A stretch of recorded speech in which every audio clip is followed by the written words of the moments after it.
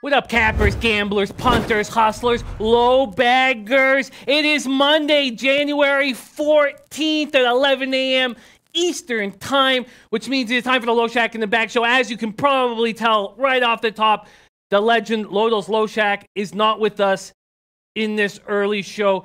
He is okay. I don't want you guys to worry about him. He is okay. There was, though, God bless him, a surprise squirrel attack early this morning at his treehouse, and they really got him. They really got him. A lot of blood. He is at the doctor's right now. He's at the hospital right now. It is a public hospital. It's not a private hospital. It's a public hospital, so he's been there. He was waiting for a long time. There's a lot of bloody rags around him, but he's a little pale. The squirrels were good enough to give him a quick mustache trim.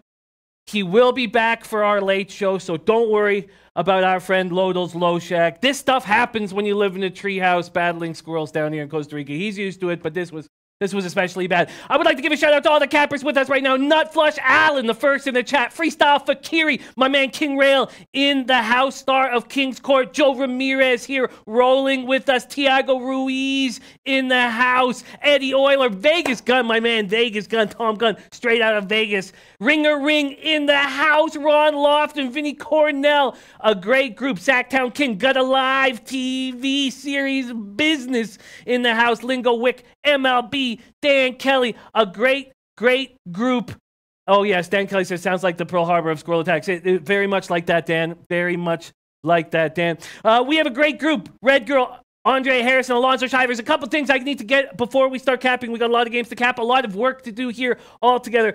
First off, we are sending one low bagger down to Costa Rica, transporting him or her to Jaco Beach to party with us like crazy at the NFL Betcast that we are putting on that is sponsored by Bet Online. We are only accepting 75 submissions because we're using one of those old school bingo ball things. So we're only accepting 75 submissions. It's just the first 75. All you have to do is upload your video at SBR Sportsbook with the hashtags SBR and Betcast. 2 hashtags. You need to add both hashtags in order for us to track the submission, and then you'll come to Vegas and party very hard with us. Also, this Wednesday night, the SBR Poker Tournament. We are combining with UWager to do our poker tournament, just like last one. It was so much fun. It starts at 8 p.m. Eastern Time. That's 8 p.m. Eastern Time.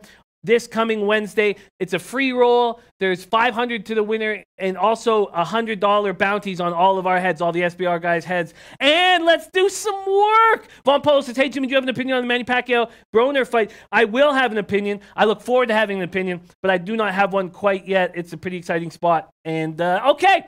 And Spike says, damn, how am I going to get through the day without hearing his units 43 times an hour? Yeah, his leans are very, very strong. Eddie Oler says, great Monday Nordiques. Look, Jimmy, I'm ready to get to work with you guys. Fred Gialli says, Jimmy, I told you Nets over and Lakers under were the best plays of Friday night. Fred, you are very hot right now. Cody Valentine saying Pacquiao will lose. Julian Cesario in the house. Capper John says, hey, Jimmy, why didn't you have King Rail to go live with you?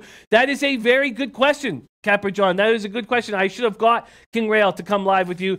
He is a spectacular capper, and that is a very good question. We are going to have people coming in on our late show, but the early show, we got to get through a lot of work, and we got to get through it now. And you were right, Capper John. That would have been a good move to get King Rail to roll with me, because I don't know if you saw King Rail on our show Friday, but he was handing out winner after winner after winner. I added 4 NBA plays, discussing them with King Rail live on the show. I added 4 plays. I was a half point from going 4-0 on them. Went 3-1 because I didn't hit the over, which it looked like I had hit the over for a little bit, but they didn't count the final bucket. 223 it went to in that Hornets Bulls game. Sorry, it went to 223. I had over 223.5. But shout out to our man King Rail. Also, a lot of a lot of football this weekend. I had a very tough Saturday. Very disappointing. Very disappointing not hitting that first half under in the Chiefs game. And it was I went 0-3. I kept a couple bets back, because everybody was against me when we broke down the football games and I don't mean against me in a bad way, just people didn't agree with where I stood. And then on the Sunday games, I went 2-1, missed with the Chargers +4, but hit with the over easily in that game, and then hit with the Eagles +8. Did not have the balls to take the under in the Eagles game, although Whale Capper and I were both liking it. But when Donnie's on the other side of you, it just feels like you're not going to hit 54% going up against him. But we have a lot of work to do. We all have great cappers with us. Big Ragu in the house. Carlos Perot says, hey, Jimmy, stuck in the snow. Listen to you. Thank you for joining us. Niall Baird in the house. We got a great group. So let's get right to work right now. Let's start with NHL. Let's get with NHL going. Can you drop our NHL record for us, Rafa? I would be over 20 units right now, but I took the Penguins -1.5 on the back-to-back games. Won with the Ducks and then lost against the Kings, which probably was a mistake, but I went against it. Probably was a mistake. There are our NHL records, and I've already tweeted one play out early. I've already made one bet early, and that was the game that, I know a lot of you guys think that I'm just hammering against this Habs team because I hate them so much, but it's been profitable lately. I think we're going to find value fading this Habs team. Let's talk about this game. The only real fear I would have is Carey Price. 17-3-4, 2.67 goals against average, 910 save percentage, 3 shutouts, but he's playing very well. That was a save percentage that was under 900 before. I'm going to be doing my best to be going over this chat here with you guys, because I know that our show only succeeds because of the great cappers that are in the chat with us right now. So I'm going to do my best on breaking these things down with you. Joey Kerr said, damn, Jimmy, I got that Portland over at 222.5 Friday. Great job, Joey. I was late on it. Wayne Drush says, Jimmy, what's your Twitter? It's at Jimmy the Bag. And Kobe Valentine says, parlay Bruins money line and Leafs money line +139. And Dan Kelly explaining that the Squirrels got to Pete. Sadly, he will be back for late show. He'll be a little pale. He'll be a little, oh, Pete's here. Oh, Jesus. Pete made it. Beautiful. Okay, is he coming in or he just waved? He is coming in. So why is he not in right now? Where did he go? Okay, that was very, very strange. Usually when someone waves at you, they're going to be in the show. Pete just waved at me. I was like, ha, ha, ha. And now I don't see him. So maybe he's coming in. I'm not sure. Gate Passkey says, yes, Jimmy, this is a Habs fade. Gate Passkey is someone who's been cashing on these fades of the Habs and doing it right. I'm not doing it just blatantly, but I really feel this is a great spot with this Bruins club right now. Habs coming off 3-0 home shutout over the Avalanche on Saturday night. Carey Price got his second shutout in the last 4 games. They are missing Andrew Shaw, who's out with a concussion. They have separated the Druin and Domi line. That makes sense because Andrew Shaw was making space. I really thought this was a good line. Druin, Domi, and Shaw out with a concussion. So these are their lines right now. They have Druin, Deneau, and Gallagher. Deneau as your first line centerman. I don't see how you could possibly win games in the NHL with Philip Deneau as your first line centerman. Second line, they have Lehkonen, Domi, and Armia. Third line, Tatar, Kotkaniemi, and Byron. Tatar has stopped scoring, and I think this is an easy team to play against. And look who's here. All right. What great news. Okay. How are you? We heard about the Squirrels. No, this wasn't a squirrel. This was a technical issue here in Costa Rica. Is my mic on? Okay, sorry. Oh, thank you very much. All right. Okay, we live? Yeah. Okay, this is great. I got some coffee. What have I missed so far? Because the one thing I wanted to talk about was the Bruins, right? Yeah, I'm on the -1.5. Exactly. That's what I was thinking about. The Bruins are starting to be a play-on team, right? Oh, well, they've always been a play-on team, even when they were hurt. You know, there were questions. Both these two last years have been very similar with the Bruins, and them losing to the Lightning or the Leafs early in the playoffs is probably an expectation with this club. But this is a very similar team to what they were last year. They're getting healthy now. Their whole defense is healthy, and I think that they just roll. Right. That was the one play that I was thinking about in NHL. I was also thinking about the Habs team total under. Feels like they're going to get shut down offensively. How are the Habs as far as their offense right now? Yeah, we just broke down their top 3 lines and the way it's set up. I do not trust this top group of forwards, top 9. I do not trust them at all. Eric Hartman says Bruins -1 can read Pete's mind. I swear. Flipper13 says Pete, nice iron steel cut shirt. Oh, thank you very much. Thank you very much, Flipper13. All right, good. No, I was just at what's the word? When you get your paperwork renewed, right? And we weren't sure when I was going to make it. And of course, in Costa Rica, you always assume you're not going to make it. But it was actually faster than we expected. And so I am here relatively soon in the beginning of the show. How do you feel about that, Jim? I'm very thankful. Honestly? Oh, definitely, man. Because what happens when I do the show by myself is I don't breathe. We miss so many important comments. I am so thankful that you're here. There's no, I do not like running this show by myself. Eddie Euler says Montreal worst power play in the NHL and 1 for 20. That's such a good call, Eddie Euler. This is a power. If a team is not successful on special teams, they're still 31st in the league at 12.5%. Up against the Bruins power play, that's 3rd in the league at 27.8%, and that's without their defenseman being healthy most of the year. This could be the best power play in the league. That's how good they are. Wait, Boston? Yes. Really? That good? Oh, yeah. Imagine they're 3rd without McAvoy all season, Chara for half of the season. Look at that. I mean, they've been handling it with Grisselchuk. Even Krug and Grisselchuk were both out. I mean, they probably have your best 4 defensemen for a power play situation in the NHL. No team can boast 4 defensemen like the Bruins have that can all quarterback the power play, in my estimation. So is this the only game you've talked about so far? It is. It is, right. All right. So I will take, and then what do you think about, If you want that team total under, I agree with it. Tuukka Rask, 5-game winning streak, surrendered 5 goals, .954 save percentage over that. They've won 6 of 7. They're as healthy as they've been all season, only missing 4th liner Joakim Nordstrom. I get it. Absolutely get it. All right, I am going to look for some lines here and then decide what I want to do. I'm almost definitely going to take so if we like the under, though, and I was also thinking about the full game under as well. What do you think about that? Because Carey Price has been great, hasn't he? Carey Price has been great. Yeah, that makes sense. What would you get it at? 5.5, although you can buy to 6 relatively cheaply at Pinnacle, be about 6 minus 120 or so. I'm just going to stick with one play. I got Bruins -1.5. I tweeted it out early. I got plus 160 at 5 dimes. I bet it at plus 155 at Bet365. All right, so what do you get, 160? Yeah. You got Boston puck line plus 160. All right, I'll take Boston -1 here. The money line will be line shopping here at SBRodds.com -180 across the board, and then the puck line. Oh, nice! You beat a little line move there, Jimmy the Bag. I'll be able to get plus 150 at 5 dimes. So I'm going to take Boston -1. -180 and plus 150, and I think I'm going to take Montreal team total under, and I think I'm also going to take the full game under as well, and buy to 6 at Pinnacle. Do you feel like there's going to be a big offensive explosion here for Boston? Probably not, right? Price is playing very well. Right. Okay. Yeah, and Fred Gialli's also on the Bruins under, and I might take the first period under as well. All right, let's move on to the other games are tougher though, a lot tougher, right? Without a doubt. I was thinking, all right, well, I guess let's just go down chronologically. Colorado against Toronto, Abs really slumping, but the Leafs haven't been that great either. I was thinking, I don't know, maybe, at some point Colorado should be able to turn something around or not. Sorry, you get King Rail saying, squirrels nope, sick unicorn nope. I don't know the sick unicorn story. The evil leprechaun that lives under Pete's nope. Nothing will stop Pete from showing up for the LoBaggers. Shout out to both you guys. Yes, and also I would mention off the top of the show with King Rail on our show, I was a half point for going 4-0 on those editions that we worked on together. Half point. For on Friday, I mean, we killed and was it King Rail who put us on the under in the Washington game? I can't remember who it was. That was a casher, and the only thing that was frustrating for me about Friday again was I was like, this is an obvious spot to take up the Houston minus the points and everything. You remember on Friday, I did wind up throwing the over on that one, but all my other leans, the first half over, Houston minus the points, Houston team total, all those cash, and I could have stacked like 5 units there. But okay, let's talk about Colorado and Toronto. Jimmy the Bag. I don't know what to make of this one. What's wrong with the Avs? Well, they've been missing depth, and we talked about a team that doesn't have depth. When they deal with injuries, it really hurts them. They're getting healthier. They got Barbero back in the lineup. He's been out since November 28th. Colin Wilson also returned to the lineup. He's been out since December 21st.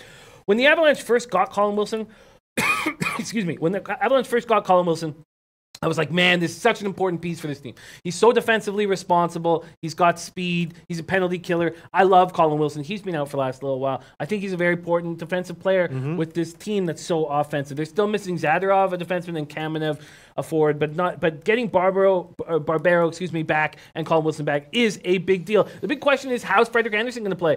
Hutchinson has been bad. 3.26 goals against average, 887 save percentage. This Leafs team has an ugly home record, for a top team. They've lost 4 of their past 5 home games, 2 by shutout, coming off a 3-2 loss at home to the Bruins on Saturday night. But Anderson comes back. Garrett Sparks has been cleared from concussion protocol. They're still missing Tyler Ennis from the lineup. What will Frederik Andersen give you? That is the question. This Avalanche team lost 3-0 Saturday to Montreal Canadiens. All 3 goals were scored in the third period. The Avalanche won 7-2 in their past 10 games. Not playing good hockey, but I think that will turn around with Barbero and Colin Wilson back. In saying that, I don't know what Frederik Andersen's going to give you.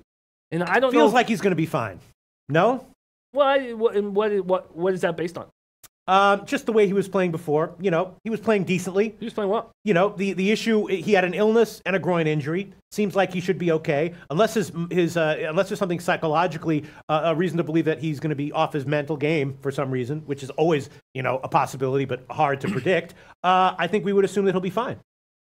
Yeah, well, I don't know if I want to trust him here in this situation. That's what's holding me back. Kobe is parlaying both the Leafs and the Bruins on the money line, getting plus 139 at that. I'm at this point not sure exactly what to do. Not sure what to do with this Avalanche Maple Leafs game. What would you get on what's the Leafs money line and what's the movement been?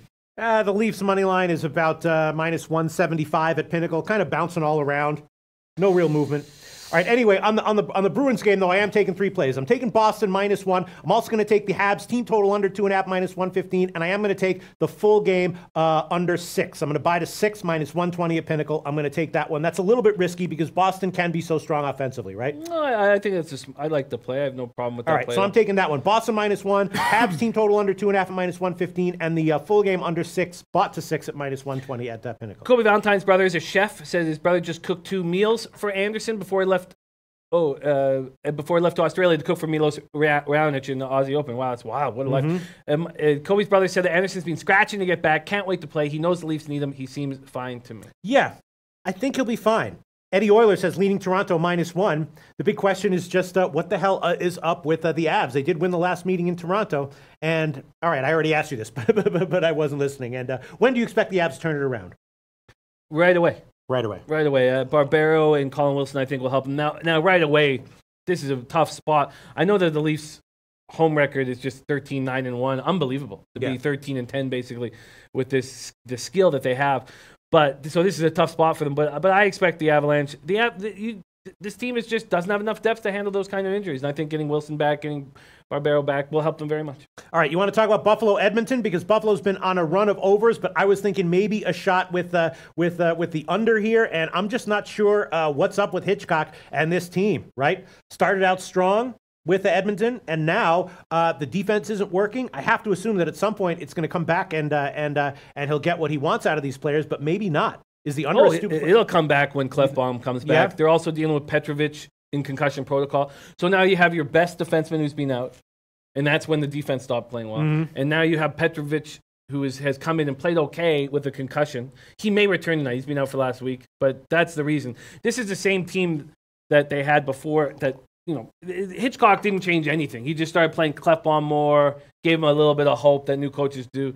But I see this Oilers team being exactly the team that we thought they were before the coaching change. Right. And Talbot's actually the exact same goalie, too. He looked better for a second, then bad again. .896 save percentage, can't be trusted. It's this Sabres team that's more of the question mark. Maybe this is a good spot for them. Oilers coming off 3-2 loss at home to the Coyotes on Saturday night. 3-9-0. They've lost 6 of the last 7 at home, all in regulation. That lone victory is shootout, and they tied that game up with 8 seconds left. They're just bad. They're a bad team. But the Sabres have lost 2 straight, 3 of 4 since their 10-game winning streak. They've won 6 of 20, coming off 5-3 home loss to the Lightning. This is the first game of a 5-game road trip for them. Buffalo's as healthy as they've been all season. I agree with Eddie Euler. Eddie Euler says leaning Sabres. I would lean Sabres. Oh, wow. And Christopher Comentini said, wow, this is Christopher Comentini, I don't know about this. I would love to hear you expand on this. Says they do have issues, talking about the Avalanche. McKinnon fought the coach. I did not know that McKinnon fought better. Yeah, I mean, there's something obviously up with this team mentally because they're not this bad of a team, right? They're looking like Arizona was. But it all happened when they lost the depth players, and it came back when they got players back, and then more players got hurt. I really think it has to do with depth. Personally, I don't. This is the first I've heard, though. This is the first I've heard of what Christopher Comentini is talking about. I'd love to know more if you know any more, and I'll look into this as well in the afternoon. Okay. All right. Sounds good. Let's see. I guess I'd be leaning under, but I guess I will pass on that one for now. St. Louis, Washington is very interesting, right? Washington off a low-scoring loss, and St. Louis starting to win a bit, as some people in the comments section were suggesting they might. Rem Mo saying he fought him on the bench during the game. I did not know about this. Well, sorry to interrupt. No, it's okay. So maybe we do want to take Toronto here. Maybe we want to take the Avs team total under. Shouldn't they be a decent offensive team, this Avs team? Yeah. I mean, they should be. And they are. Yeah, right? I mean, let's go over their stats. They worst. Sorry, they're 8th in goals per game at 3.36. Okay. They're the 6th-ranked power play at 25.3. I guess I'm just remembering early in this losing streak, there were a lot of games where they were like 1, 2, 1, 3. You know what I mean? And it's just, I'm just like, what's that? On the road, at home, and everything. Sure. Yeah. All right. So I'm thinking about maybe taking a shot with the Avs team total under. But then the St. Louis-Washington game, very interesting. Washington's still a quality team, but are they maybe a little bit overvalued in general by the market right now? The line has moved a bit in St. Louis's favor, and of course the big question is who's in goal announced for St. Louis. Do we know yet? I'm seeing Allen unconfirmed. It's ridiculous. There's no way they don't play Binnington. Binnington's in goal for sure. It makes me angry. Angry. I get so angry. How easy it is to put a little bit of work. You seem very mildly annoyed. It just makes me so angry that it seems like these sites just put no work in whatsoever. Gate Pass Key says Blues are fool's gold. Caps will dummy them tonight. And Patrick Barber says, Jimmy, search for the YouTube clip. Not a big deal. McKinnon apologized for being a jackass. Thank you, Patrick Barber, for letting me know. I did not know this story. But yeah, how would they not go with Binnington? 3-0-0, 1.45 goals against average, 941 save percentage. But his numbers are even better as a starter, right? Because he's come in for 2 games when Allen shit the bed. Binnington as a starter is a 0.67 goals against average. But in saying that, I feel like the Capitals should give the Blues back what they received a week ago. Yeah. Capitals had their 3-game winning streak snapped, 2-1 home loss to the Jackets on Saturday night. Is there something going on there? Or is Ovechkin dreaming about this week off? He's going to get through the All-Star break. I don't know. Holtby came out midway through Saturday's game. He got poked in the eye. They say he's going to be good to go, but that's not. I was reading. I assumed he was going to be out. I'm seeing Copley confirmed. Oh, wow. Yes. Okay, I did not know that. Wow, okay. That's interesting. Lars Eller, day-to-day, but I expect him to be back. I'm not sure if you know about that. Christian Drew's on the IR, their defenseman with a thigh injury. Blues coming off their second straight win, 3-1 Dallas on Saturday night. Tarasenko scored twice in the Dallas win. Brube's reunited the Schwartz, Shen, Tarasenko line. They were excellent all of last season, but have struggled this year. St. Louis beat the Capitals 5-2 in the home game on January 3rd. This is a tough spot. But I have to think the Capitals are going to roll. The more we talk about this, excuse me, I'm a little under the weather. The more we talk about this, the more I feel like, okay, first off, let me go back. I think the Leafs are probably the play. I think that the Capitals are probably the play. And what would I get on the Sabres money line? The Sabres money line, right about where it opened at 110. If you think the Leafs are the play, is it because you think the Colorado is going to be, ice cold offensively? Because I was thinking about the Colorado team total under 3 minus 120 at Heritage right now. Yeah, will they score 4 goals? I think Frederik Andersen will give them a spark. Will he play well? I mean, that's the question I just can't answer. All right, I'm going to add that one on. I'm going to take Colorado team total under 3 minus 120. That's the current line at Heritage. Team total under 3 minus 120. I'll take that one. And what is the Washington money line and puck line, if you don't mind? Money line is 160. It's gotten bet a little bit in St. Louis's favor. Puck line 175 would be the best. Yeah, I think that the Caps give them back. Even if Binnington is in goal, it's a very tough spot, and Caps aren't playing very well. Mr. Goxer says, in agreement with all those plays, Jimmy, I'm just a little hesitant. I just don't think that you're getting enough of a score to take the Sabres on the road. But it's the first game of a 5-game road trip.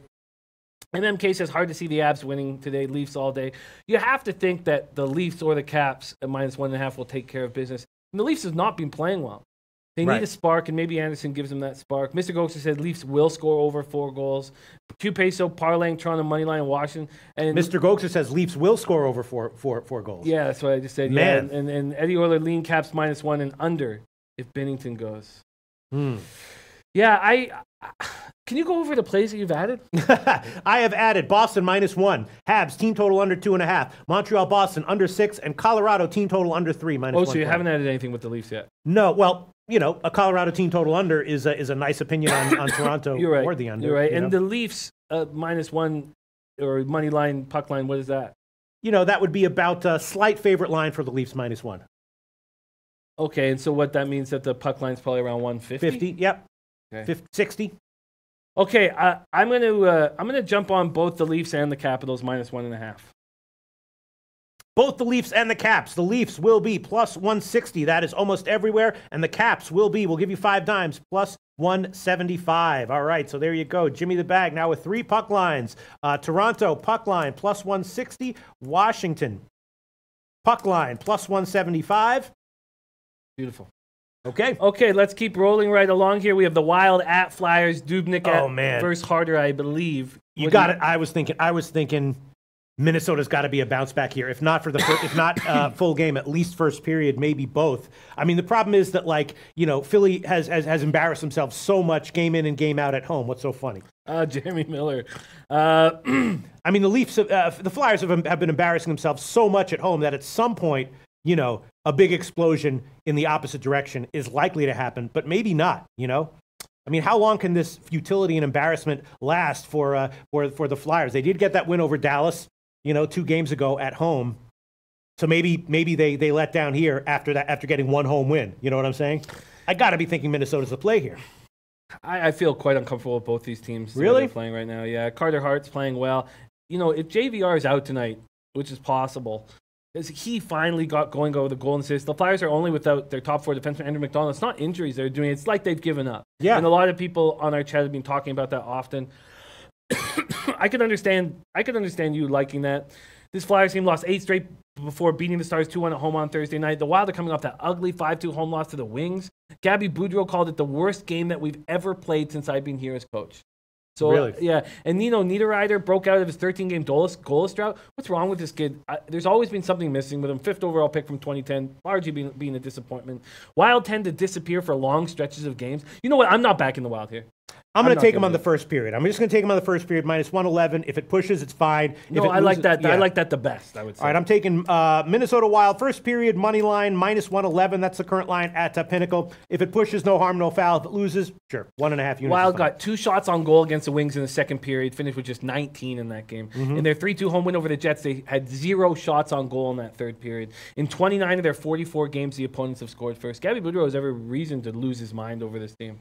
So does that maybe mean that we don't want Minnesota here? Gabby Boudreau he's always been someone who can pump up a team, get them excited, get them pumped. So I can completely understand your first period play. Mr. Goltzer likes first period under and Philly mini. That's Kevin good. Pine says Wild are bad first period team, always give up early goals. Yeah, but that should change. But it's hard to understand why exactly that's happening. And Boudreau is not one of those coaches that allows that type of shit. Colby Valentine, I can see Carter Hart putting together a solid game. Philly still has some offense that can crack teams. They certainly do. And then we have Blackhawks at Devils. Are you going to add a play there? Sorry, I didn't mean to take you off. Well, I took Minnesota first period, which might have been a mistake because people are talking about how Minnesota's been so bad early in games. But I thought that was the idea. Right. Yeah, right, that they were going to bounce back. Yeah. And so I wouldn't let that. Don't let that concern you. I mean, we know those stats. And Fred Gialli going full game under, and Mr. Gosher says look to unders here, and Eddie Oler says slight lean to Wild and under. Blackhawks at Devils. Now again, the goalies that it's got to be Blackwood. You can't go with Kincaid here, and it's Kincaid on all the sites. At least it was this morning. Let me see what I'm seeing. I'm seeing Blackwood likely. Okay, good. We knew it was Blackwood though. Yeah, but I mean, it makes me so angry at 5 in the morning when I see these like Kincaid's going to be in goal or like Cam Ward's going to be in goal for the Blackhawks. It's got to be Colin Delia. This is a very interesting situation, a very interesting game, and I think you have to start with these goaltenders, Blackwood and Delia. I mean, Blackwood is something that we expected. Second round pick in 2015, out of the Barrie Colts. Always been a goalie that you could believe in. But Delia, look at this guy. 3-1-3, 2.70 goals against, 932 save percentage. Undrafted 24-year-old out of Rancho Cucamonga, California. He's come out of nowhere. He was having a very good year this year with the Rockford Ice Hogs, but he came out of Merrimack College. I mean, this guy has never been a high thought of prospect ever in his whole life. But he was good with the Ice Hogs this year. He's basically the same percentage with the Ice Hogs as he does with the Blackhawks. Blackhawks are a healthy group right now. They're just missing Corey Crawford. Yeah. I mean, I'd be leaning Hawks, but it's a very tough game. Kevin Pine says I like a shot with the Hawks. Blackhawks lost their third straight, to the Golden Knights on Saturday night. Devils snapped their 3-game losing streak, winning 3-2 over the Flyers on Saturday night. This is their 3rd game of a 4-game homestand. It's usually a good time to back a team. A lot of people talking about the Blackhawks first period over. That's been cashing and cashing and cashing. Shout out to the Williams sisters. Yeah, that's been cashing. And Alex B. Smith was one of the guys that put us on that. Shout out to the Williams sisters. What about Chicago early? Yeah, but I don't want to bet against. No, I can't do that with Blackwood in goal. What's the money line on the Devils? 150-ish. Ugh, yuck. Can't do it. Eddie Oler says perhaps Hawks Devils go to OT. I guess. Commenting says I like Hawks. You're right. This is a stay away game for me. Total stay away game. All right. I guess that's about it. We hit each one, didn't we? We hit each one. The only question is, do you think that someone should jump on the Sabres here against this bad Oilers team? I could understand doing it, but at plus 110, that just doesn't make sense to me. Yeah, I don't think so. And then let me see. And then Minnesota. Eric Carmen says, I put the farm on Edmonton at home. Alberta native here. Okay, good.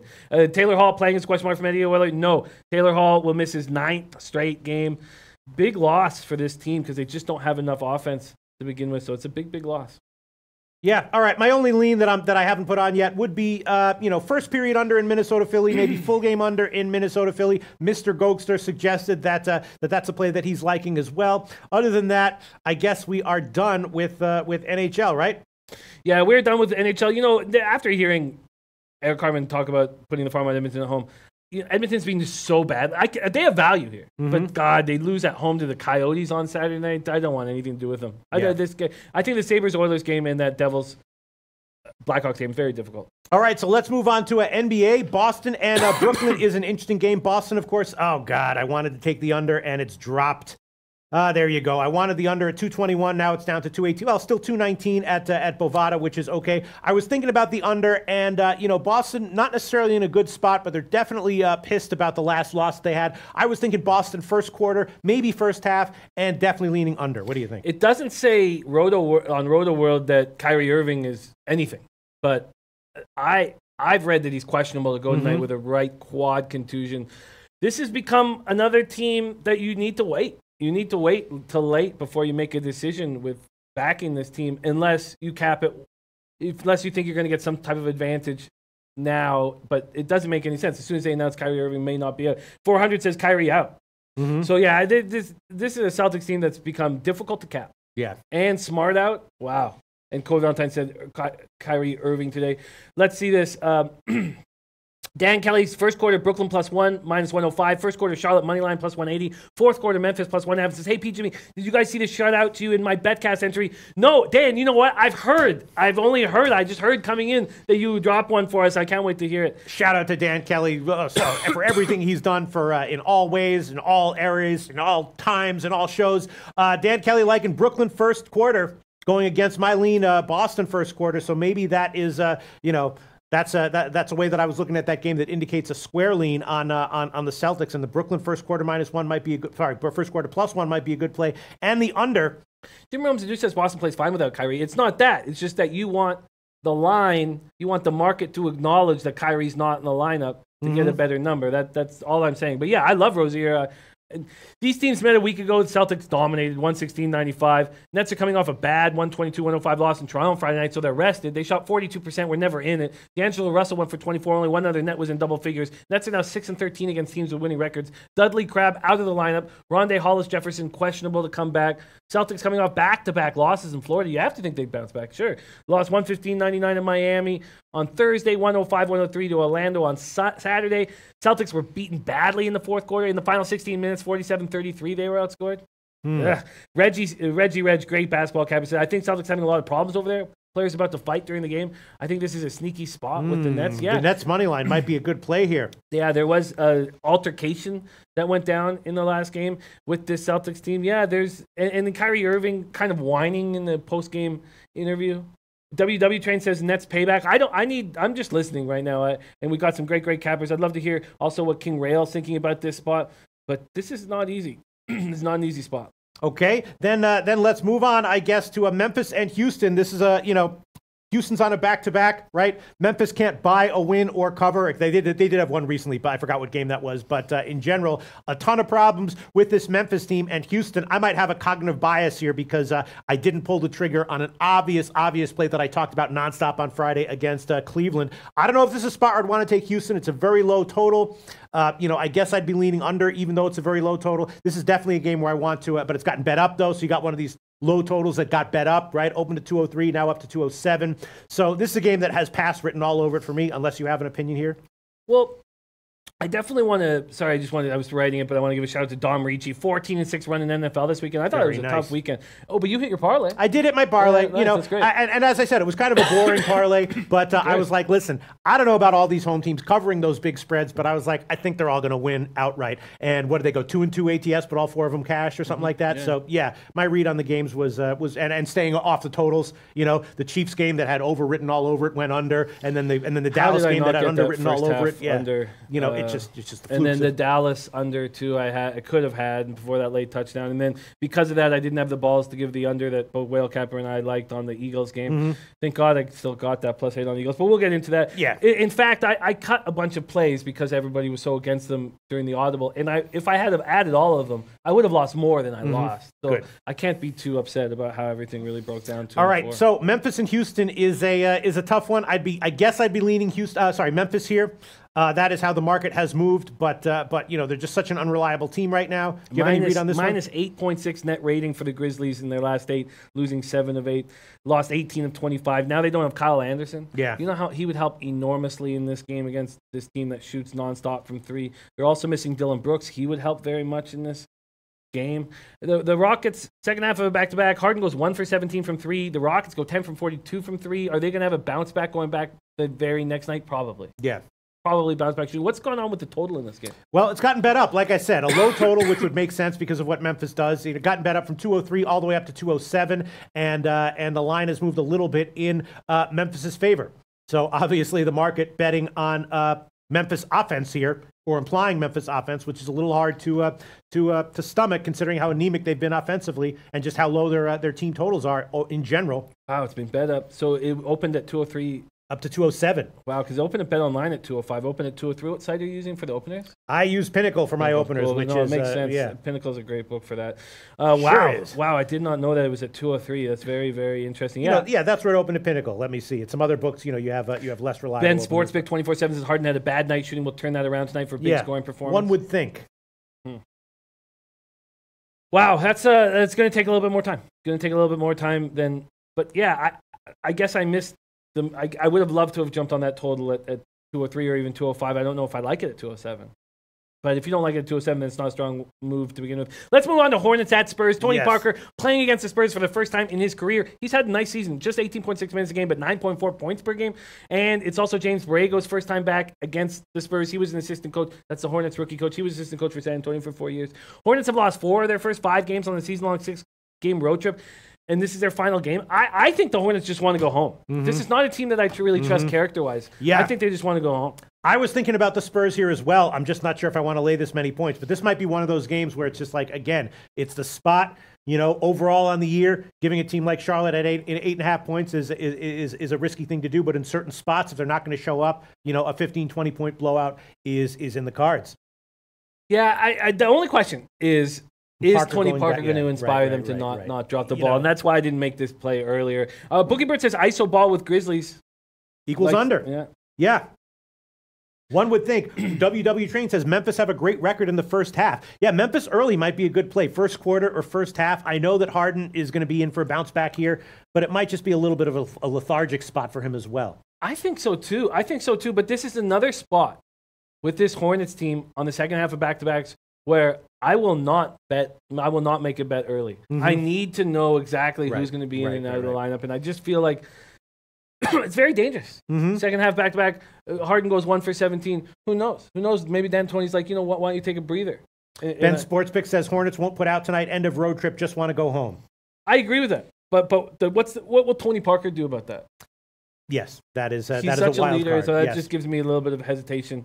Jeremy Miller says Hornets playing 6. Oh, you just read that. Oh, sorry. No, this is different. Played 6 straight road game. Hornets only beat Phoenix in their last 5. Spurs cover and under. What's been the total in this spot? Well, I was leaning under as well. No movement on the total. It opened at 223. No movement on the total, but I was thinking about a play on the under as well. I think so too, because one thing Tony Parker will do is he'll slow the pace down a little bit, and he'll probably get 20 minutes of game time. Right. That under is interesting. Okay, I'm just gonna. I like this. And what would I get? And I was thinking about the first half under also. The Spurs in totals scare me. Eddie Oyler leaning Spurs and under. Ben Sports 6 says Spurs being too hot to not cover at home. What would you get And Jay Money says Tony Parker back in San Antonio. Tread lightly, guys. Right. Yeah, I'm interested in the Spurs. I'm interested in the under, but I certainly am not going to make a move yet. All right, no need to rush it. We can wait. Let's move on to Detroit and Utah. Man, Utah is just always a tough team to get a read on, but they have been covering recently, right? Not bad. Not bad how they've been doing. Yeah. And, and they're on their recent homestand, vaguely under trending as well. So we know what Detroit likes to do at times, a vaguely under trending team in general. Maybe we take a shot with the under here in Detroit against Utah, 208.5, 209. I like your read. That's what I was thinking. King Rail saying Tony's a game time decision. I've read that it was just rest. Just purely rest so that he'll be ready to rock in San Antonio. Mm-hmm. If you know anything more than that, King, let me know because what I've read just said just rest. And Reggie says this is a game where Pop will sit players at the last minute, says Reggie Reg. Interesting. And Noli knows says, shout out to Jimmy the Bag and the legend Lodels Loshak have helped and continue to help me become a better capper. That's from a spectacular That's from a guy that we're tailing. Yeah. You know what I'm saying? Yeah. We're tailing him. We're like, Noli knows. How do you do it? He's like, I'm listening to you guys. He's listening to us. We're listening to him. It's a crazy feedback loop here. What's been the total in this Pistons Jazz, and what movement has there been? No movement really. What's the number? 208.5. 208.5. Jazz coming off 110-102 victory over the Bulls at home on Saturday night. This is a final game of a 4-game homestand. They've won the first 3. They've done that without Rubio, Exum, and Nato. So Donovan Mitchell's taken over the point guard duties and flourished. Over the last 3 games, 33.3 points, 53.6% shooting, averaging 7.3 assists, 4.7 boards, 1.3 blocks. Dan Kelly, I'm looking to get on the full game under in Detroit, Utah, hoping to get a better number later. Wow, that's very interesting. And Natalie Alvarez. Nice to have Natalie Alvarez back. We've missed him. Says Jazz halftime. Easy lock. Mm-hmm. Very interesting. Jeremy Miller says, I like Pistons plus 8.5. They only lost by 5 at home versus Utah. And Utah had all 3 of their point guards. Wow. I think that's a nice point. Royce O'Neal's looked very good, stepping in the starting lineup. 17 points, career high 5 3-pointers against the Lakers. Then 11 boards, 8 points, 4 assists, 2 block shots over the Bulls, doing a little bit of everything. Jazz are without Thabo Sefolosha. Pistons coming off that 109-104 win at LA Clippers on Saturday night. Griffin, 44 points, 13-23 shooting, second highest output of the season. He's averaging 30.5 points, 53.3% shooting in January. Pistons have won just 5 times in their last 21 games. Haven't reached 100 points in 6 of their last 16 losses. Have an offensive rating of 105.9. That ranks 23rd. And that could be, Utah is so good defensively. They're missing Smith, Ellenson, and Pachulia. Both are very close to returning. And as you guys have mentioned in the chat, Jazz won 110-105 on January 5th. And that was when the Jazz were on the second half of the back-to-back, and they were destroyed in the first quarter and came all the way back. So I think that maybe you should put a line through that score. Right. Very interesting. This is very, very, very interesting. And Carlos Pro says, yes, where is Bill? Oh, Bill Butler. We have missed Bill lately. All right, you know what?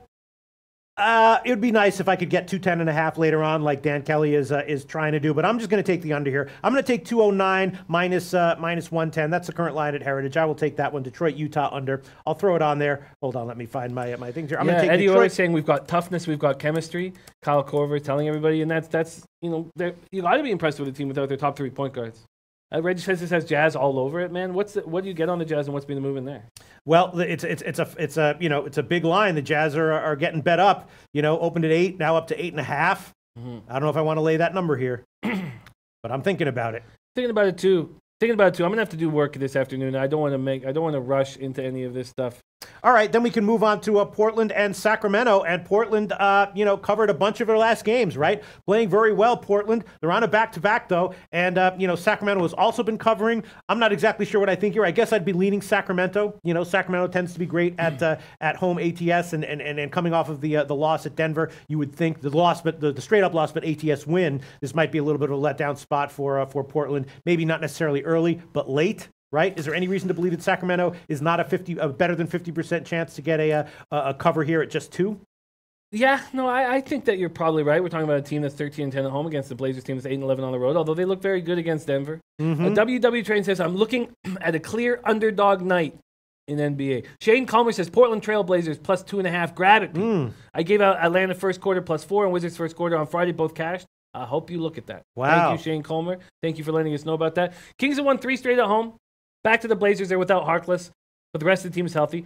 Kings won 3 straight at home, coming off 104-97 win over Charlotte on Saturday night. Bogdan Bogdanovic, 22. De'Aaron Fox, 21. And now Harry Giles is starting to roll. I think that's very helpful for the team. He didn't get not getting into the game 9 times in December. 16.9 minutes in 7 January games. Just came off a career high 14 points in the win over Detroit on Thursday. Kings are a completely healthy group. Jeremy Miller also likes Portland plus 2.5. King Rail, I'm on Blazers also. There you go. Interesting. Crypto King Portland not so good on the road and revenge spot for Kings. Portland also on a back-to-back. Flipper 13 likes the Kings, but more people seem to be on Portland. Interesting that people would like Portland after that, after expending so much energy at Denver last night. And here you go. Bookie Bird says Portland historically bad off playing in high altitude in Denver. Yeah. Joey Kerr likes Kings Blazers over. Eddie Euler likes the under. Maybe this is just a pass. What is the total and what's the movement? I was looking at this one and I was like, man, this is a game where I'll be interested to see what the market tries to tell us, right? Danny Hernandez says high total in Portland versus Kings. Take the under. Both teams trending under. Yeah, I mean the total is 227.5. Bookie Bird says now going against one of the fastest paced teams. I love Kings -2. Yeah, I've had a bad read on Sacramento totals, but I guess you have to think that the Blazers are going to be tired in the second half and probably rolling in the first half. Christopher Comentini says fading back-to-back is overrated. Look at the teams. Smart money likes Boston money line, Houston by 3, Clippers money line, Nebraska first half team over, and Syracuse first half pit. Very interesting. I look forward to getting into the college basketball games. Bookie Bird loving the Kings -2. I'm going to need a little more time on this game, but if King Rail wasn't on Portland, I would probably take the Kings right now. Tempting to take the Portland team total under as well, because this game, Portland could win this one, but it could be very, very low scoring. King Rail, if you're still watching, you have any thoughts on the total in this one? Because I might be thinking about taking the Portland team total under, right? Maybe Portland wins 104-101, and the team total under cashes easily, even though Portland wins outright as a dog. Bookie Bird saying first half over, maybe, Jimmy. Yeah, I'd be interested. But then I also think that the full game under is in play. But that's just because, we've been watching these teams on back-to-backs. Watching the Magic play against the Jazz, it's easy to have confidence in the play when Dan Kelly's on it. And I had a lot of confidence in the play going in. And then the Jazz put up like 63 or 4 points in that first half. And it still cashes. It still cashes the under 99. That's just shocking. It's shocking. And I have a fear of that happening with the Blazers here. Interesting. I'm going to have to take a little more time. I'm going to go for it. I know King Rail is on Portland, but he hasn't necessarily shared with us how he thinks the pace of this game is going to go. I'm going to take a shot with Portland, team total under 112.5 -110. Now, I did get burned on Utah's last game. I don't know if you caught that, Jimmy the Bag, where I took the under in the Utah Lakers game, cashed easily, but I also had the Utah team total under 112, lost by 1 point. So that might happen here. But I'm going to take a shot with Portland, team total under 112.5 -110. I can feel King Rail saying that that makes him nervous, but King Rail, if you're watching, do you have any thoughts on the possible likely pace of this game? It says both teams like to run hard, to take an under even if Blazers are on a back-to-back. Yeah. Both teams like to run hard to take an under, even if Blazers are on the back-to-back. Okay. Yeah. No, I hear you. I might have made a mistake there. Rob Portwando's on the Kings, Dion Davis on Blazers. That's a very tough spot. Let's move on to Pelicans-Clippers. All right, Pelicans-Clippers. Jimmy the Bag. I don't know what to think about this one either. Obviously, it's a very, very high total. My thought was maybe taking a contrarian play on the under, and I was thinking that the Clippers might be the play here Monday night at home. Eddie Euler leaning to the under. In which one? Leaning to the under in the Pelicans-Clippers. Yeah. Clippers lost to the visiting Detroit Pistons 109-104 on Saturday afternoon. Pelicans are coming off a 110-106 loss at the Timberwolves on Saturday night. This Pelicans team 5-17 on the road. How can you trust them? Gentry says, I've got to have my team ready to play. It's my responsibility. Coach has to be able to have them motivated enough that the game means something and they play. I'm not pointing fingers just at the team. I'm pointing fingers at myself also. Got to do a better job. The Clippers have no answer for Anthony Davis. Few teams do, but the Clippers don't. Yeah. Davis, 28.9 points, 13.3 boards, 2.6 blocks. He had 34 points, 13 boards, 5 blocks in that win against the Clippers on October 23rd. And then he had a bad game in New Orleans on December 3rd, and that's when we thought he might have been still dealing with a bit of an elbow injury. He scored at least 30 points in the past 3 games, produced 13 consecutive double-doubles. Pelicans lead the NBA in points in the paint, second consecutive season, 49.5% of their offense. Also second in the NBA in second chance points. Pelicans have Mirotic back, and they're completely healthy for the first time all year. Gortat starts at center. We know he doesn't play much. He hasn't played more than 17 minutes last 3 games. Then they'll throw Harrell and Marjanovic at Anthony Davis as well. Clippers are now playing 4 guards on the floor. We'll be talking about that a lot when we talk about Kansas moving forward. Clippers have 4 guards on the floor, which always puts them at a rebounding disadvantage, and I think they're going to get hurt here on the boards. Clippers have the highest scoring group of reserves in the NBA. Lou Williams, Harrell, averaging 52.5 points a game this season. That would be the highest scoring reserve unit in more than 30 years. Hoping to get Mbah a Moute back at some point. Teodosic is out, but he's not in the rotation anyways. Spike says Harrell can guard him. I think Harrell's too slow. I think Montrezl. I love Harrell. I love what I've seen from him, but I think he's too slow. You'll completely tire him out. Crypto King says good spot for the Clips. Nola playing bad in revenge spot for the Clippers, but King Rail says Pelicans. Seriously, when I break down this game with the health of the Pelicans, I start liking them. What would I get on the Pelicans right now? On the Pelicans? Yeah. 2.5 or so. Just not enough. Yeah. It's just not enough. You should, with a 5-17 team on the road, come on, it's a pick 'em almost. Come on, that's just very, very, very difficult. Very difficult. SM says, yo, Jim, do you like mini -15 win money line versus Flyers? What's your thought on Chicago win regulation versus Devils for value? I missed the start of the show. We have to go into college basketball right now, SM, but I find the mini, I find trusting minis very dangerous. They seem to take a period off every game. Gabby's trying to get them out of that. And the Chicago Devils game is very dangerous. Very, very dangerous. Sorry. Yes. No worries. No. Oh, wow. Rem Most, Jake Allen confirmed for the Blues tonight. Wow, that does change things. Take the Capitals.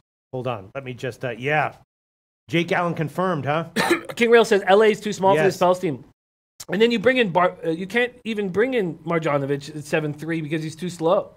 I think the Clippers are in a tough spot here, but so I guess I understand a bit why the market is so. I thought I'd get at least a +4. Nope, 2.5. Yeah, I'm gonna have to take some time here. Wow, I'm checking because now I'm starting to think maybe the Caps team total over because this total was just 5.5. Jimmy the Bag. Come on, really? Is it still the St. Louis Capitals game? Yeah, 5.5 -115. The Caps just aren't scoring on the power play, and I just can't. Yes, that's if you just thought of these two hockey teams, you'd be wow, Tarasenko scoring. Wow, the Caps can put goals on Jake Allen. I'll take the over 5.5, but I can't right now. Let's look at the Capitals. Remember, the Capitals power play was #1 in the league for a while to start the year. Now they are 13th in the league at 20.9%. They're just not scoring. And their penalty killing is weak, but that probably helps. Let's take a look at the Blues penalty killing. 17th, 79.6%. Yeah, I mean that over 5.5 is appealing. There's no doubt about it. With Allen against Copley, sure. And what's the juice on the 5.5? 115 -115. That's appealing. It is appealing. They're coming off. So what was going wrong with the Caps against the Jackets? What's been going wrong with the Caps in the last few games? Do you have anything? Well, your initial thought was that a couple of these guys had lingering injuries, which is often the answer to things like that, to questions like that. That there were a few key offensive cogs, Ovechkin and the other guy, who had lingering injuries that were slowing them down a little bit. Yeah, but I mean, I didn't really have stats to prove it. I only had power play stats to prove it. Right. But you did have results that weren't making sense to you to indicate it. Yes. Circumstantial evidence. Right, Jimmy the Bag? Yeah, it made no sense. I mean, Kuznetsov and Oshie are spectacular offensive players, and this power play isn't rolling, and they're both coming off concussion. Right. All right, you want to get to college basketball just a little bit? Ringer says Caps puck line, Jimmy. Yes, that's what I'm on. I am on the Caps puck line right now. That is what I'm on. I'm on 3 puck lines, and I like where I stand, and I'm not sure if I'm going to add anything, but here we go. Dan Kelly, first half, Pelicans +1. Wow, yeah, very interesting stuff. I need help with this NBA card.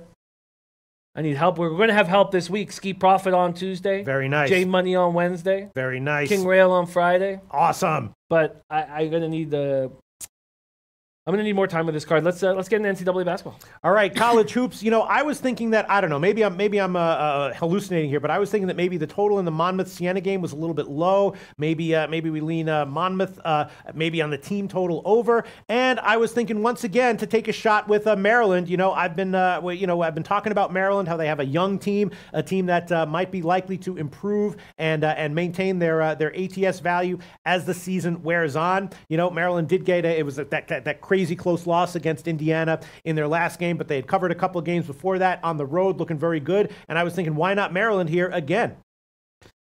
Yeah, I'm going to need more time on the Maryland game. I did cap the Syracuse-Duke game. I capped the Indiana-Nebraska game. I capped the Texas-Kansas game and the Florida State-Pittsburgh game, so I'm going to need more time on that. And look, Cam Ward confirmed. Wow, that makes me like the Devils even more. That makes me like the Devils even more, but minus 150, I'm just not going to do it with that. With just minus 150 is just not enough. I have to take them on the puck line. I don't know if I can trust the Devils without Taylor Hall at this point. No? It's questionable. No doubt it's just very questionable. That total is probably going to get bet up. Maybe we get a nice shot with an under later on. Oh, God. I guess Ward's being a tiny bit better, but I just don't trust. Oh, if it gets to 6.5. Which is not. I mean, probably won't. Just because of Ward, it won't happen. Sean Williams leaning South Carolina State versus Coppin State. Oh, that's interesting. Liking South Carolina State -1. Yeah, I'm gonna look. I've got almost all my. I mean, obviously I got to look harder on NBA, but I've got lots of time to hammer these. Oh, and hail to the victors, Maryland lock of the day. Ben Sportsbook says Maryland looks good tonight. Definitely being overlooked in Big Ten play. Yeah, I mean, Wisconsin, and who knows what kind of benefits Maryland might get from the refs. And if they start calling an extra foul or two against Ethan Happ, this Wisconsin team looks a lot more shabby in a hurry. And even Happ has been the Badgers have been playing a little bit off their game recently. Yeah, sports majors backing that South Carolina State play. Also, Natalie Alvarez liking Monmouth first half to 29.5. Noli knows. Wow, let me cover. So Fred Gialli liking Syracuse against the spread. Noli knows liking the under in Duke Syracuse. I would love to break down these games just quickly if possible. I know we don't have a lot of time left in the show, but I'd like just to hear what other people have to say and kind of say some of these things out loud. Do you mind if we start with the Syracuse-Duke game? Sure, go ahead. Eddie Oler saying leaning Duke to blow away Orange. Hail to the victor says Maryland is strong. Just strong to fat. Probably start out strong, I believe is what he's trying to say. Duke -17, total 145. On Saturday, they were pretty fortunate to get past Florida State. Cam Reddish three-pointer the last second. He went for 23. Barrett went for 32. And Zion Williamson was poked in the eye late in the first half. But he did play in the second half, right? He racked up 11 points, 8 boards. Shortly after the game, said there's been an improvement for Williamson, who was experiencing double vision. He's better now, so he'll hopefully be able to play on Monday. He's listed as questionable. I don't know if you know any more about that. Dan Kelly says, I follow Q's closely. I've seen Boeheim pull the same move before. No focus on a weak opponent at home because they look ahead to a big game. If I can find a money line on Q's, I will get on it. Wow. Yeah. Jeremy Miller, give Noli a shout out. He nailed that UMass Dayton under. That's what Noli does. That's what our man Noli does. Chloe Valentine says Q's will lose in a single-digit game, in my opinion. I think that's a good call. A very disappointing game against Georgia Tech. And I was also thinking about the first half under. It feels like Cuse is going to play, a tight zone to start the game at least. If not, I could see this one being maybe coming close to the total in the second half, but the first half being very, very surprisingly low scoring. Super Alpha Fitness says did not play in the second half. Yeah, I was wondering if that was a misprint that I wrote there. Sorry, yes, here. Say played the second half without. Sorry, my fault. Without Zion Williamson. Yeah, I think Syracuse is average, they've looked bad at home, but they're 2-0 in true road games. They've averaged 17 turnovers the last 2 games at home. I think Dan's right. They clearly weren't mentally in it against Tech. And they won at Ohio State. They won at Notre Dame. They're a healthy squad. I think this is a spot where Syracuse can cover this. I really do. And what if it's announced that Zion is going to have the game off, which I doubt. But then that line will go way down. I think I should probably jump on Syracuse right now. Eddie Oler says I have Duke winning by 19. Yeah, I find Syracuse interesting. What's the movement in that game? Teeny movement in favor of Syracuse. Teeny movement. Yeah. 49ers for Life said, Jimmy, who you like out of the games you kept college basketball? I just wanted to kind of talk everything out loud, so that's what I'm doing here. And I'm going to start by taking Syracuse plus 17. And I was also leaning Texas. I don't know if people are thinking about that against Kansas. I was thinking about Texas. Obviously I'd rather be getting 8 than the line now 7. But do you mind giving me the line on Syracuse and we'll break down that Texas Sure. game? We can give you minus 102. We can give you that one. All Syracuse right. So plus 17, minus 102. Plus 16.5. Oh, really? I didn't get 17. No. There's no 17s left. Nope. Damn it. Okay. You can buy if you want. I'd be curious. Probably not worth it. Would it be worse than minus 115? It would be about like 111 or something like that. I would take that if that was available. You want? Yeah. All right. Why don't you? Thank you so much. Why don't you gather? Because I was thinking that Texas might be worth a play here against Kansas, and maybe a shot with the over. Although I know that total has gotten bet down, but I was thinking maybe a shot with Texas, maybe a shot with the Texas team total over as well. I'll line shop for you for. Thank you very much. Sorry to. No, go ahead. Read some comments that might be able to help us with the Texas-Kansas game. Kansas coming off 73-68 win at Baylor. That score flatters Baylor. Kansas looked pretty good for quite some time and then fell apart at the end. They've moved to a 4-guard lineup since Azubuike gone for the season. LeGerald Vick as someone max. Nah, it'd be minus 115. Minus 115. Okay, I won't bother. All right, so you want 16.5 minus 102. Sure. Okay. Senior guard LeGerald Vick, 45% of the team's 3-point shots. Or baskets. 6 for 8 against Baylor. Texas coming off second straight loss, 68-62 at home to Texas Tech. Lost off their 22 home game winning streak. I'm hesitant to back this Texas team here. I'm not entirely sure what to do in this game. So you were leaning towards the over, even though it's been gone down, and you're leaning towards Texas? Yeah, and just in case I'm a little bit or a lot off on one of those, I was thinking about the Texas team total over as a better play. And I was also leaning towards the under in that Duke-Syracuse game, and maybe the first half under as well. I'm going to have to think about that. I wish I was getting a few more points on this one in the 150s, but go ahead. Shout out to Tommy Bolt. Says, sup, guys, absolutely great show. Oh. Keep up the amazing work. I don't remember seeing Tommy Bolt's name in it. Shout out to you, Tommy Bolt. Thank you for being a part of it. Yeah, let's go to Florida State, Pittsburgh. I'm comfortable with that Texas, but I think your team total over, I wrote question mark beside it. I think it's a very interesting spot here, so I'm going to keep looking at it. 64 for the Texas team total. That means if they lose 70-66 or something like that, I don't know. Go ahead. No, I like where you're at there. Florida State at Pittsburgh. Florida State minus 5.5, total 143. I mean, you can get variations of those spots here. 2 days after losing to Duke, they're right back at it.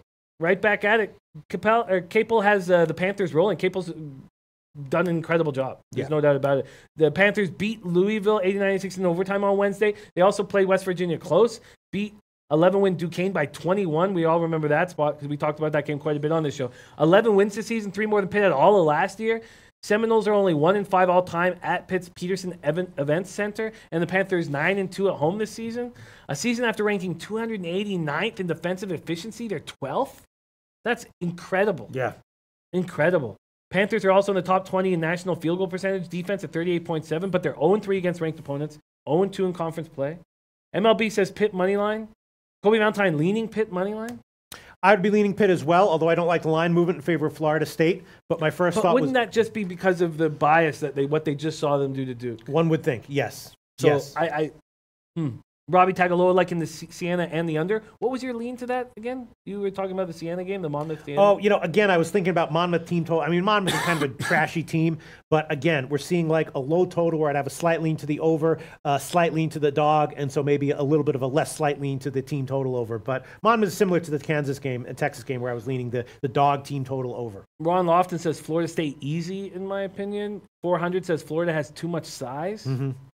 Interesting. And I copied and posted Robbie Tagaloa's place. He's also on Jackson State, Norfolk State, and North Carolina A&T. I think there's going to be some edges with these small schools today that we'll find. Let's talk Nebraska, Indiana. Indiana minus 2, total 144. Nebraska 1-3 on the road. Won its road opener at Clemson in November, but they've allowed an average of 84 points, 48% shooting, while going 0-3 away from home in the Big Ten. Wow. Nebraska avoided a third straight defeat with their win Thursday, 70-64 over Penn State. Now they have a 20-game home winning streak equaling a school record. James Palmer coming off a tough 3 for 12, 11-point performance in their win over Penn State. 6'6" senior guard. Romeo Langford for the Hoosiers also 6'6". These guys are going to defend each other pretty well, I expect, in this game. He had 46 in the Cornhuskers' last 2 road games. That's Palmer I'm talking about. Hoosiers coming off back-to-back road losses. 74-63 8 days ago at Michigan. And then lost 78-75 at Maryland on Friday night. Blew a 14-point lead versus Maryland. First time this season, Indiana's dropped back-to-back contests, and they're 1-4 in road games. Hoosiers are shooting out of this world. Nation best, 55.9%, averaging 82.3 points, and have allowed just one opponent to score more than 67 points while going 10-0 at home this season. Langford's incredible. I'm so impressed with this kid. Career high 28 points. Second time in 3 games, he's gone for 28, shooting 55% in the last 9, and he can defend the perimeter. Deron Davis is questionable with an Achilles injury, and Jake Forrester is upgraded to probable, but they're bench pieces. Maryland's a healthy group. You've had a great read on Maryland. And there you go, Mally Mouse, like Siena and the over. Yeah. So I was leaning a little bit of an over in that Siena game as well, just because it's so low, and I was thinking maybe to protect myself a little bit, maybe take a shot with a team total over. But Miley Mal says Monmouth doesn't play defense on the road. Maybe just the over or the first half over in that Siena Monmouth game might be worth a play. I don't know why I said Maryland there at the end. Maryland was in my head, but yeah, would you feel you have any lean on this Nebraska Indiana? No, I don't as of right now. Let me just find my notes here. On Nebraska, Indiana. No, it's tempting to take Nebraska, but I don't want to, get trapped in and suckered in by a small road dog going up against a team that will have an improvement at home. Huge improvement. Yeah, I got burned taking Nebraska against Penn State, right? That was a loss. 10 was too many points. And so now I kind of want to reevaluate Nebraska. Nebraska obviously a very impressive team, right? And a team that should be bouncing back soon and getting some ATS covers. But I'm just not sure if this is the right spot for that. I certainly lean Indiana. Yeah. I lean Indiana. I'd sure love someone to push me in that direction. Hail to the Victor says Indiana get right game, a must win for them. Yeah, as of right now, it's going to be a pass for me. Maybe a live betting or second half written all over it. Interesting. I would like to jump on Indiana. I'm going to wait. Do you think that this line will continue moving in Indiana's direction? Seems like it's going to move in Nebraska's direction, but it's hard to say. Okay. Hard to say. Feels like it's going to move in Nebraska's direction, though. All right, I'm going to need some time with this college card. So the only thing I've jumped on is Syracuse plus 16.5, which is a spot I quite like. Mm-hmm. And I agree with Dan Kelly's assessment of Boeheim and what happens with Boeheim coach teams. I think they're going to roll. And I'd be leaning under in the Syracuse Duke game as well. Maybe first half under, maybe just full game under. Again, slight lean to Texas plus the points. Slight lean to Texas over team total 64 minus 110. I think your under is a nice read in Syracuse Duke. You have to think that Duke, just playing on Saturday on the road in Tallahassee, Florida, should have some heavy legs late. Mm-hmm. And Syracuse is capable of defending at times. Of course.